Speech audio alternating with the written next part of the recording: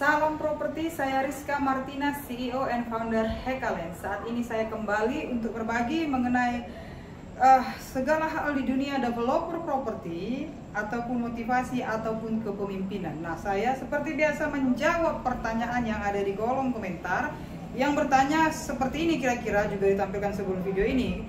Dia bertanya seperti ini, Pak, Bu, atau saudara-saudari, Bu Rizka, kita itu bayar tanah atau PKKPR itu mana duluan?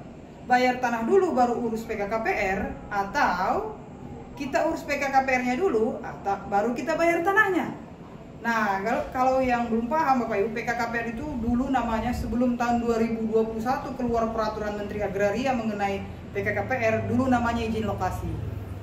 Jadi per 2021 keluar peraturan Menteri Agraria, namanya dulu izin lokasi dirubah menjadi PKKPR. Tata cara untuk mendapatkannya pun sama, tetapi yang ditanya adalah dalam hal pembayaran tanah, mana yang lebih dulu? PKKPR-nya dulu kita urus baru bayar tanah, atau bayar tanah dulu baru PKKPR? Nah, sebelum saya menjawabnya mana yang duluan, bayar tanah dulu atau PKKPR, saya sampaikan pengalaman saya pribadi, Pak. Tahun lalu itu tahun 2000 berapa itu ya? 2023 kurang 3 tahun, 2020 saya pernah beli tanah. Saya pernah bayar tanah itu kira-kira luasnya hampir 5 hektaran. Akhirnya saya DP bayar tempo sekian bulan lunas. Saya DP itu tanah itu. Kenapa saya DP tanahnya waktu itu? Karena ada oknum yang bilang, Bu, ini sudah habis izin lokasinya, silahkan ibu langsung adakan pembayaran tanah saja. Ada yang waktu itu sampaikan ke saya. Oke, saya pikir toh bagian depan juga sudah punya saya, sudah saya kembangkan sekira-kira juga 5 hektar juga. Jadi belakang saya perluasan 5 hektar. Ketika sudah saya bayar DP tempo, mulai langsung tentunya kita langsung buat akta pelepasan hak.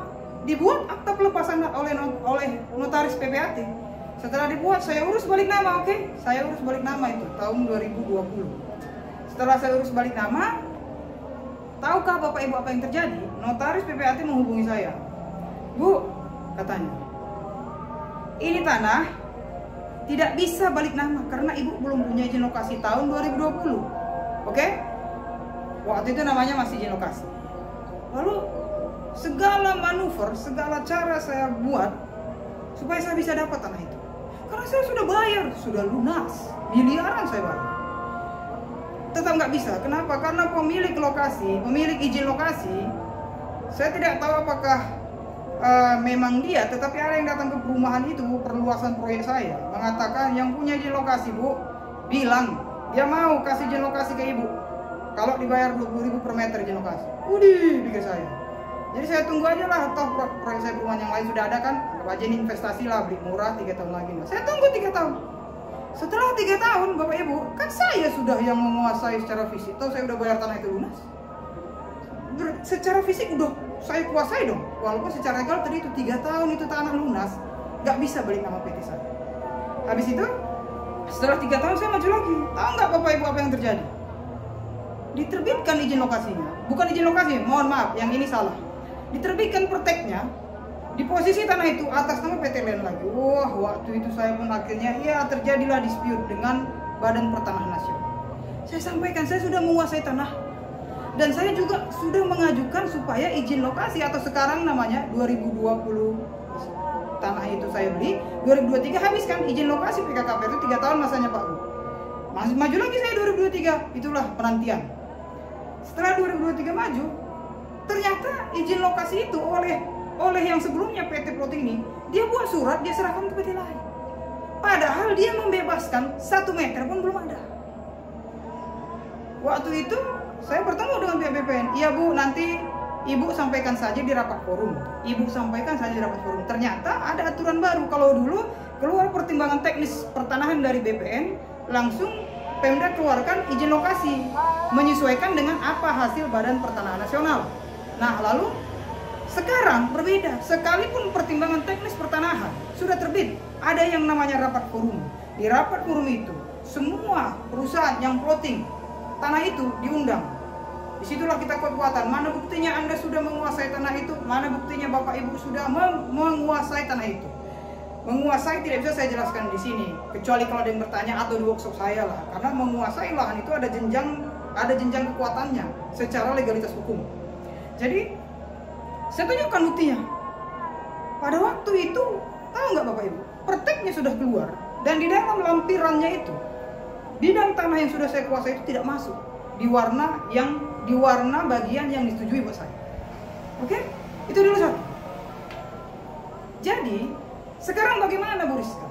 Setelah sudah PKKPR, yang tadi itu, yang lahan saya itu akhirnya tetap jadi punya saya. Ngotot saya di rapat forum itu, nggak peduli saya.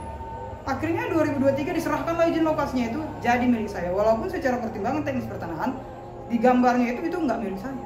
Tetapi memang aturannya disampaikan oleh pihak BPN, memang diberikan, tetapi nanti keputusannya adalah di rapat forum. Jadi kalau memang Bapak Ibu sudah menguasai tanah itu, sampaikan di rapat forum.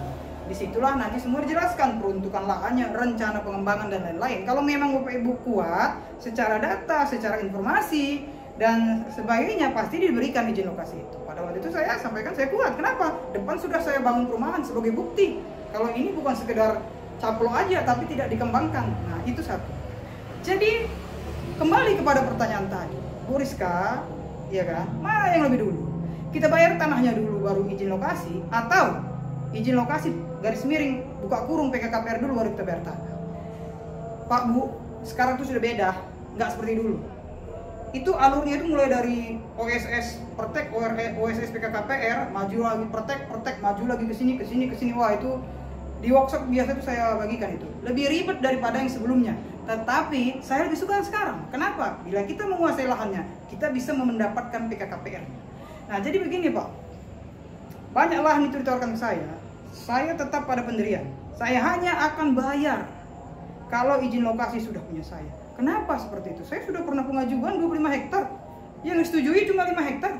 Jangan sampai Bapak Ibu udah DP atau bayar tanah 25 hektar yang disetujui hanya 2 hektar, 3 hektar atau tidak sesuai dengan luas tanah yang Bapak Ibu bayar.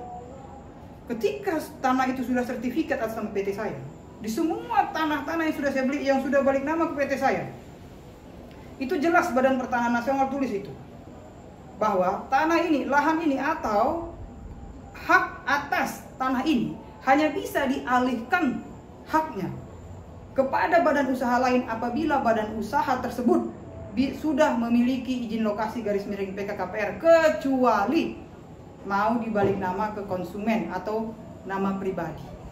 Jadi kalau Bapak Ibu mau jadi developer berbadan hukum, ya jangan dulu bayar tanahnya. Buat saja dulu kesepakatan hitam di atas putih, kesepakatan harga atau cara bayar atau skema-skemanya silakan buat, tetapi ada pasal mencantumkan pasal sekian ayat 1. Apabila izin lokasi disetujui, maka dilakukanlah pelepasan hak sekaligus pembayaran tanah. 2. Apabila izin lokasi atau PKKPR tidak disetujui, maka perjanjian jual beli ini batal demi hukum. Atau yang ketiga ditambahkan pula, apabila ketika keluar pertek dan juga izin lokasi dan disetujui tidak sepenuhnya sesuai dengan luas di pengikatan perjanjian jual beli ini, maka pembayaran tanah adalah sesuai izin lokasi atau PKKPR yang disetujui diberikan oleh Pemda kepada pihak pengembang. Itulah solusinya, supaya pemilik tanah aman, supaya Anda juga developer aman, kecuali Anda developer properti pribadi. Kalau Anda pribadi, nggak perlu izin lokasi, nggak perlu pertimbangan teknis pertanahan, ya langsung akta jual beli.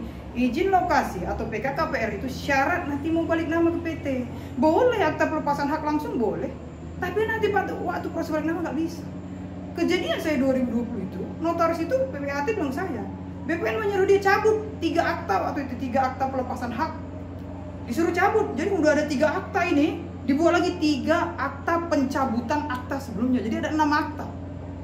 Itu kejadian saya alami sendiri. Maka itu sekarang saya nggak peduli, walaupun katanya tanahnya bagus lah, mau katanya harganya murah lah, mau katanya BU, nggak peduli saya.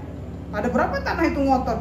Saya jual tanah apa adanya katanya, masa saya ngurus perizinan apa adanya, beli, kalau nggak ya sudah, silahkan cari.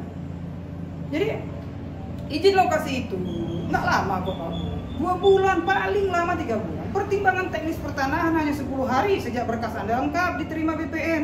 10 hari kemudian bilanglah dengan Sabtu Minggu libur PNS 2 minggu. 2 minggu kemudian rapat forum, 2 minggu kemudian hasil rapat forum berupa PKKPR terbit 1,5 bulan, atau bila ada kendala bilang 2 bulan, paling lambat 3 bulan. Kalau memang pemilik tanah ngotot silakan, saya bilang. Emang 3 bulan ada yang mau bayar 10 miliar, 20 miliar? Itu dia.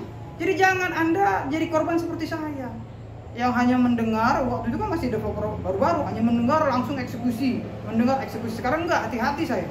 Kalau dia ngotot, walaupun tanahnya misalnya hanya 25 perak per meter kali 1 juta meter, dibayar dulu izin lokasi belakangan. Oh enggak, saya udah pernah menunggu lahan saya 3 tahun sampai izin lokasinya habis, dan ketika habis izin lokasinya dia berikan pula ke PT lain. Untung izin lokasi berubah jadi PKKP. Ada rapat forum. Kalau tidak ada perubahan di tahun 2020, di mana izin lokasi menjadi PKKPR, sampai sekarang kan tanah itu nggak bisa saya kuasai. Padahal tanahnya udah saya bayar.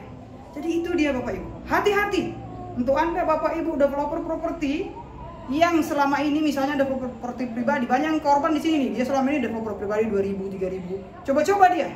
Jadi developer berusaha langsung beli tanah, ternyata nggak bisa balik. Itu banyak jadi korban saya temui, baik alumni saya atau yang udah DP tapi nggak bisa lanjut, dia kasih proyeknya ke saya. Biasa jadi saya akuisisi. Jadi itu sangat banyak. Maka hati-hatilah Bapak Ibu. Siapapun yang mau jadi developer properti berbadan usaha, nomor 1 protek dulu, nomor 2 PKKPR, baru bayar tanah. Untuk jaminan kepada pemilik tanah, buat PPJB. Bagaimana isi PPJB-nya? Biasa di workshop saya buka itu, pasal demi pasal kita bahas. Pasal demi pasal. Jadi demikian dari saya Bapak Ibu. Semoga ini bermanfaat.